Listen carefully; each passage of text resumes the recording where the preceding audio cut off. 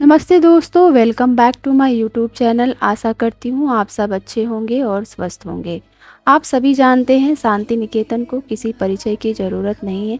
वैसे तो यहाँ देश के कोने कोने से लोग आते रहते हैं, लेकिन अगर आप वेस्ट बंगाल और इसके आसपास के क्षेत्र से हैं तो 2 दिन की छुट्टियों का प्लान बना सकते हैं। वेस्ट बंगाल के बीरभूम डिस्ट्रिक्ट के बोलपुर में ही है शांति निकेतन। नोबेल पुरस्कार से सम्मानित कवि गुरु रविंद्रनाथ टैगोर ने अपने जीवन का ज़्यादातर समय यहीं बिताया था। यह बंगाल के निवासियों के लिए ही नहीं बल्कि पूरे विश्व में एजुकेशन, लिटरेचर और कला के प्रेमियों के लिए आकर्षण का केंद्र है। बोलपुर में ही है माँ काली का प्रसिद्ध शक्तिपीठ, जहाँ आप पूजा अर्चना कर सकते हैं। हमारी जर्नी कोलकाता से सुबह 9 बजे के करीब शुरू हुई और बाय रोड हमने 160 किलोमीटर का डिस्टेंस ट्रैवल करके पहुंचे बोलपुर। आप हावड़ा और सियालदह से ट्रेन के द्वारा 2.5 से 3 घंटे में बोलपुर पहुंच सकते हैं। और ये जो झील दिख रही है फॉरेस्ट डिपार्टमेंट के अंदर आती है और यही वेस्ट बंगाल के फॉरेस्ट डिपार्टमेंट के रेस्ट हाउस में हम रुके, फ्रेश हुए, लंच किया। और यहाँ का वातावरण जो है बिल्कुल ही मनमोहक था और सुकून देने वाला था। 1:45 के करीब हम लोग निकले म्यूज़ियम के लिए, वहाँ लिया टिकट और म्यूज़ियम के अंदर हमें रविंद्रनाथ टैगोर जी द्वारा लिखित किताबें, उनके द्वारा की हुई पेंटिंग देखने को मिली। और देखिए उनकी बायोग्राफी, जिसमें उनकी शिक्षा से लेकर के नोबेल पुरस्कार मिलने तक का सफ़र है। और साथ ही देखा हमने गीतांजलि का कई भाषाओं में अनुवाद। म्यूज़ियम के साथ है ये उत्तरायण कॉम्प्लेक्स, जिनमें उनके घर और बाकी की चीज़ें हैं और साथ ही रखी हुई है उनके द्वारा प्रयोग में लाई हुई गाड़ी।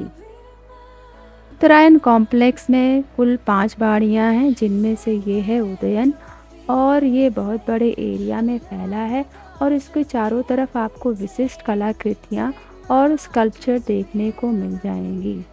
बाकी की उनकी 4 बाड़ियों में से ये है कोणार्क, श्यामली, पुनश्च और ओदिची। श्यामली कच्ची मिट्टी का बना कच्चा घर है। वहीं शांति निकेतन में है टैगोर जी द्वारा स्थापित विश्व भारती विश्वविद्यालय, जहाँ पे लिटरेचर, आर्ट, ह्यूमैनिटी, साइंस, लोक संस्कृतियों की शिक्षा दी जाती है। शांति निकेतन से निकलने के बाद रास्ते में अर्थशास्त्री अमर्त्य सेन जी का घर था और साथ ही था ये संथाल स्कल्पचर। यहाँ से 10-15 मिनट की दूरी पे था हमारा अगला स्थान, सृजनी शिल्पग्राम।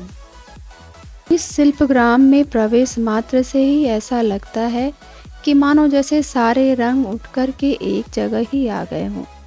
यहाँ पे आपको हाथ से बने आइटम, चाहे वो लकड़ी के हों, मिट्टी के हों, मेटल के हों या फिर कपड़े के हों, सब पर अलग सी कलाकारी देखने को मिलेगी। इस शिल्पग्राम में भारत के पूर्व एवं उत्तर पूर्व राज्यों बिहार, उड़ीसा, वेस्ट बंगाल, झारखंड के शिल्प, रहन सहन, कपड़े, लोक संस्कृति का अच्छा संगम आप देख पाएंगे। घरों की दीवारों पर आपको इन राज्यों की पेंटिंग की गई मिलेगी और लोक संस्कृतियां मानो जीवंत सी लगती हैं इस ग्राम में। चारों ओर घूमते घूमते हम तो मानो खो ही गए थे, इतनी अच्छी अच्छी कलाकृति देखने में। और साथ में ही था ये जलाशय के पास जनजाति नेताओं की मूर्ति, बिरसा मुंडा, सिद्धू कान्हू आदि की। और ये वो स्टेज है जहाँ लोक संस्कृतियों का प्रदर्शन नृत्य और गान के द्वारा किया जाता है। हमारा अगला स्थान था रायपुर राजबाड़ी, जो कि शिल्पग्राम से 20 मिनट की दूरी पर था। अब ये खंडहर ही रह गया है। किसी ज़माने में ये राजबाड़ी हुआ करता था। इसमें मृणाल सेन द्वारा निर्देशित खंडहर मूवी की शूटिंग हुई है। घूमते घूमते शाम हो गई तो वापस लौट आए, रेस्ट हाउस, डिनर किया, फिर दूसरे दिन नहा धोकर निकल गए मंदिर दर्शन के लिए, जो हमारे रेस्ट हाउस से 20 मिनट की दूरी पर था। यह है माँ कंकाल काली का मंदिर, जो कि एक प्रसिद्ध शक्तिपीठ भी है। हमने लिया यहाँ प्रसाद और चढ़ाने का सामान और मंदिर में हमने माँ के दर्शन और पूजा अर्चना की। यहीं पर कुछ लोग हाथ से बने सामान और रविंद्रनाथ टैगोर जी के पोस्टर बेच रहे थे। मंदिर प्रांगण में ही आदिवासी महिलाएं लोक नृत्य कर रही थीं और बाउल गान भी चल रहा था और यहाँ आए लोग भी लोक नृत्य का आनंद ले रहे थे। दोस्तों ये मेरा व्लॉग बनाने का पहला प्रयास है। कैसा लगा और कोई सजेशन हो तो कमेंट करिएगा। और यहीं पास में है भगवान शिव का मंदिर, जहां हमने दर्शन किया और निकल गए सोनाझुरी हाट के लिए, जो मंदिर से 20 मिनट की दूरी पर है। सोनाझुरी हाट में शनिवार और रविवार को ज़्यादा चहल पहल रहती है। यहाँ आपको हाथ से बने सामान मिल जाएंगे, जिनमें ज्वेलरी, कुर्ता, पर्स, साड़ी और घर सजाने के सामान। और आप थोड़ी बहुत बार्गेनिंग कर सकते हैं। आपको खाने पीने की भी दुकानें यहाँ मिल जाएंगी। हमने भी कुछ खरीदारी की और खाया पिया। तो ये वीडियो आपने एंजॉय किया या नहीं कमेंट करिएगा। और मैंने तो बोलपुर शांति निकेतन में बहुत कुछ देखा और जाना।